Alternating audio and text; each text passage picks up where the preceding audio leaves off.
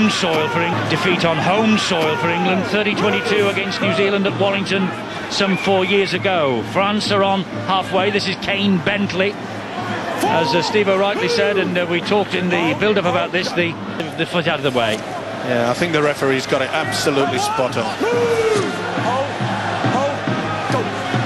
Playoffs for the Catalan Dragons, scoring some spectacular tries. There's that was another a high one as well. Now then, well, we anticipated it slightly from the visitors. Remy Casti feeling this. It was a lazy attempt, wasn't it? Burgess right over the top. Sinfield looked a touch high as well. Well, they're all fired up for it, and why not? You know, with some real determination. This is Thomas Bosch. Can he get it away to James Wynne? Clever little player is Wynne. Holding. Seems to be hurt though in that challenge. Will get up a bit gingerly. Will play the ball to the Engage Super League because of injury. Gets to his feet, plays it to Maguire. Here is Burgess again. He'll drive it forward, but that's the last. And Maguire waits the dummy half. Not only did he give it plenty of height, but he kicked it right towards the pylons with all the lights that come in on the angle. It would have been difficult. Now Pello to try and work this ball away from his own line. He's a very elusive runner, this fellow. Dimitri Pello, his fourth cap tonight. He missed the defeat by England in Paris in June, but he's here tonight in this Four Nations opener. And after nearly 8 minutes gone, it's 0-0. England against France. Kane Bentley will... Come on, quicker, turn! Peacock gets to his feet. Moore is waiting, 30 metres away. Maguire, and here is Burgess stepping. There'll be a knock-on. Yes, Head the referee feet. will play the knock-on. An arm shot out. Probably a good job that it did as well, because England were in. Nice Pello option, to the rescue. Nice option for Burgess there, looking for it. Just got a man there, Sinfield, just on the inside. Tonight, England have arguably the best second-row pairing in the world at present. I'm so excited to see Ellis and Burgess playing together in this tournament. We've seen Gareth Ellis wide on the left-hand side, his ability to offload the ball late in the tackle, and Sam Burgess is a multi-talented player who I think we're going to see the best of in the course of this Four Nations. They really are a strong aspect for England this month.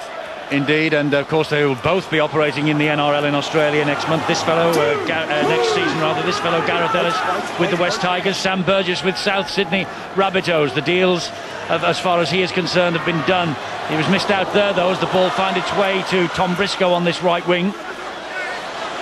Well, pretty lucky to get away with ball in field to Jamie Peacock. They've certainly done their homework about Peacock, mind you. You don't have to be a genius to work out that Peacock will be leading from the front.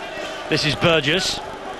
Once again, down he goes under the challenge from Kane Bentley. Getting through a lot of work is Burgess. Obviously, Tony Smith has said, I want a good 20 minutes from you. And ball found its way out to the left-hand side. That's Shenton. This is Ryan Hall. And Ryan Hall is in touch, is he? No. It's good news, but Sean Edwards will be welcoming him to Wasps when that contract starts. Very good player, but also, of course, he fills in what has been a problem position for successive French coaches. Holding. They really do struggle to find a full-back, and they found one courtesy of the residency rules here. The French are ahead by 6 points to 4. Just over 17 and a half minutes gone. Do we class this as a shock in the making, gentlemen? Not really, no. It'd be early doors. We knew that the French. It's whether they can last for the full 80 minutes. You know, amongst them. There by the halfback, James Wynne. Read it superbly. There was nothing that Sinfield couldn't do. And in fact, I think Sinfield's picked up a knock. It was a big hit there by the little halfback, James Wynne. Here's Graham. Graham drives it in, and Burgess went without the ball. So this will be a knock-on. Good opportunity, though. We see that from the St. Helens prop time and time again. You know, he's not just a workhorse, a barging ram. He often offloads, tries to kid the opposition. It was on. If he could have just taken that, it was a clear run to the post. Well, we see that through the course of a Super League season where he puts it into the hands of John Wilkin, who breaks the line at speed. The talents of the two halfbacks, Maguire, Myler, and I think we'll start to see that. There's Roby. Don't do that. Don't do that. And Sam Burgess. Oh, he's lost that. Jean-Philippe Bale nicked it back. Here is Elima. Yep, lost it completely. You've got to put that down to the French defence both in the centres. Bale and Ragan have been pretty solid. But you can see there on that last play the ball, see how some of the French, they're making a step forward and then just stopping. They're not getting into the face. Kane Bentley's back on, and here is a run from Teddy Sadoui, man from Carcassonne, French Cup winner in April. And now Ferriol, and he finds Bosque. Bosque fires a flat pass. England get him down eventually. And that was Tuxagas. Good strong run again. Ferriol. Kane Bentley, back it comes to Bosque. Here is James Wynne. Ooh, he thought about the offload, then thought better of it. They're setting for something down this right-hand side here. In that time, England will play against Australia and New Zealand, and they'll have to kick the ball with greater accuracy and apply greater pressure to the opponents when they kick the ball than what they've done here tonight against France. They will benefit for this, won't they? I mean, if this is Tony Smith's to go down to Bill. Tony Smith is just maybe protecting his resources this evening, the way he's rotating players. Maybe explains why Sean Briscoe came off. There doesn't appear to be an injury there. Carl Eastman going into that full back role. Intriguing to know what the story with Scott Moore. He did get a back. Peacock would say Ellis has certainly done a lot of hard work. Burgess early in the game, and then Lee Smith makes the break. He does. And Burgess is at dummy half. He gets it to Sinfield, and Sinfield takes them on but loses it.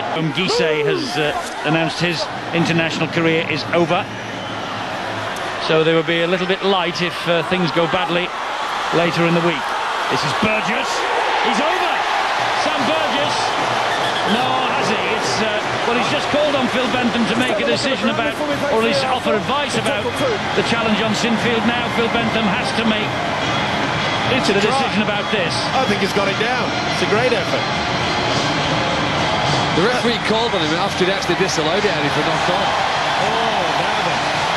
As his fingers, I think his fingers have left the ball, so therefore it is a knock on.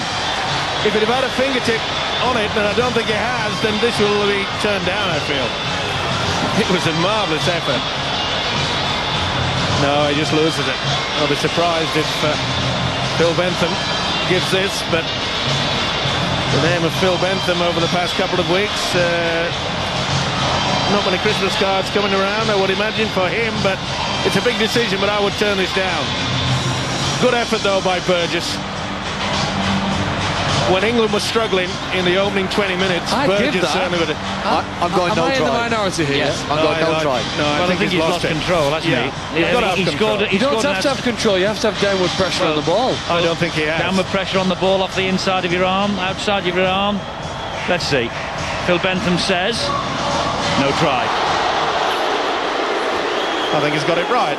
There we go, and that's for our French viewers. And our French players and coaches, and Bobby, correct? Just going back to James Wynne once again for the French. Long pass, Bosque, and again green shields. Then on the inside to Dimitri Pello. Great little run of this fellow.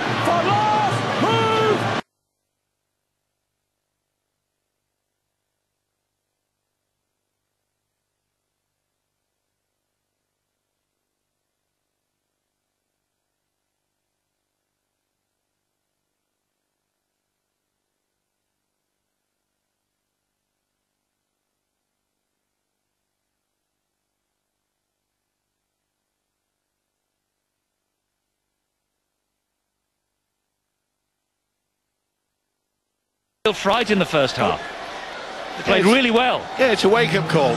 That's good work from Burgess. Great pass to Lee Smith. He has support with him. Oh, he should have passed Sinfield on the inside. He would have raced right underneath the post. Flourish now, England in the last minute, looking to make it to the 40-point mark. They go wide. This is Burgess, who has lost it, and it's a knock-on. I must say it's not been vintage England, but it's been a much better second half. It has, though, been very scrappy in parts this match. It had to be as well, and I think a lot of frustration. But the guy in your picture now, Sam Burgess, I think has been head and shoulders above everybody. Seriously, he really has worked both in attack and defence. He's come up with some nice touches. We always knew that he had the quality, and he's certainly shown it tonight. I think the forwards have been good. They've worked hard. We've still got a lot to do, though.